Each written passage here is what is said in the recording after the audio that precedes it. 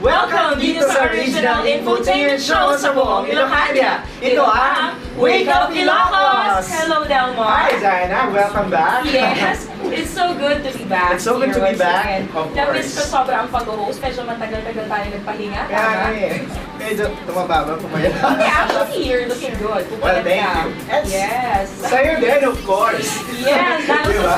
lalo sa pagsali sa fashion at ito naman. Correct. Eto ako, kamustahin celebration. kita. Ako, kamustahin kita dun sa almost 2 months vacation natin. Pero bago yan, I would like to comment yung ating new set for Yes. today. Napakaganda talaga. Napakaganda. Napakabongga ng ating bagong set. Courtesy Wake Up of- Ilocos. Kanina ba? Of course, kay Mr. Jong.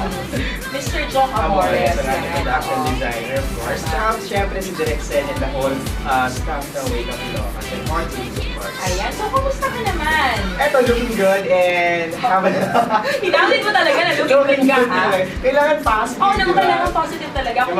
Kung walang pupuri sa'yo, kailangan magmula sa sarili mo. Purihin mo ang sarili mo. Tama. Learn to appreciate every single or every simple thing.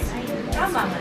And of course, eto na, may bago akong kapamilya kapatid kasi wala na ako sa Avon, so I have my new family now. I'm working at Tupperware branch sa Lawag branch na ngayon. So, I'm so happy to be with my new family and hello sa lahat mga Tupperwares kapamilya ko sa Lawag City. And of course, dito na rin sa Vegan. And Ayan. I've heard they're really taking care of you.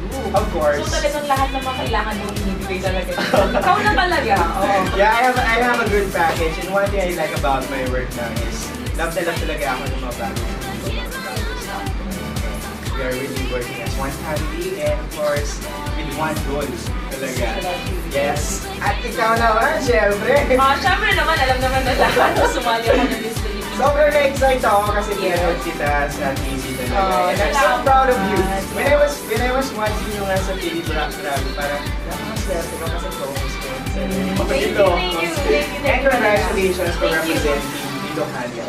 Yes, and let me also take this opportunity to thank everyone who supported me during my Miss Philippines Earth Skin. Maraming salamat po sa inyong lahat, sa lahat ng mga nagpadala ng prayers at ng mga greetings sa Facebook ko na talagang yun din yung isang driving force para sa akin para magpatuloy talaga.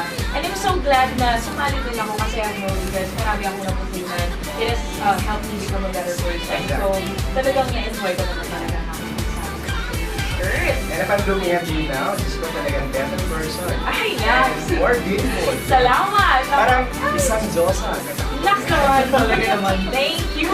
And congratulations of course, Jana. Dahil dyan, siyempre, from 4TV family and Wake Up Ilocos family. Para sa iyo itong bulak-bulak na ito. Thank you so much! Palakpakan natin si Miss Jana. Maraming salamat po sa aking 4TV family. Lagi po kayong nakasuporta sa akin. At talagang, alam mo ba, pagdating ko dito, nakita ko yung isang napakalaking bar na Janatics. May ganon. May ganon ngayon. Dati din Marisa. Oo, dahil Marisa ngayon, may Janatics na rin ako. na. Diba? Talaga. Presidente yata yun si Jen. Oo, si Jen.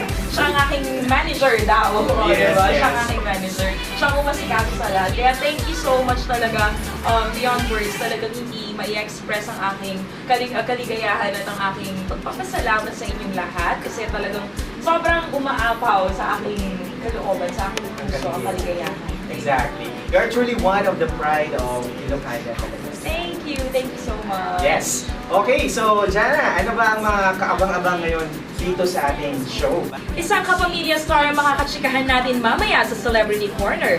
Siya ang kinagigiliwang si Whitney sa teen comedy series na Love You, aired every Sunday sa ABS-CBN. Kung sino siya, abangan mamaya. At sa ating Ilocano Act segment, makakakwentuhan ng ating segment host na si Paul, ang isang kababayan natin mula sa Madrid. Kilalanin natin si Mr. Reynaldo Sabalboro later on sa ating show. Ang recipe from Azzy's Food House naman ang ating matitikman ni Chef Sam sa ating What's Cooking segment. Tutukan yan! Para sa ating Pepe Talks, kilalanin natin maigi kung sino si General Antonio Luna mula kay Mr. Pepito Alvarez. Mamaya na yan.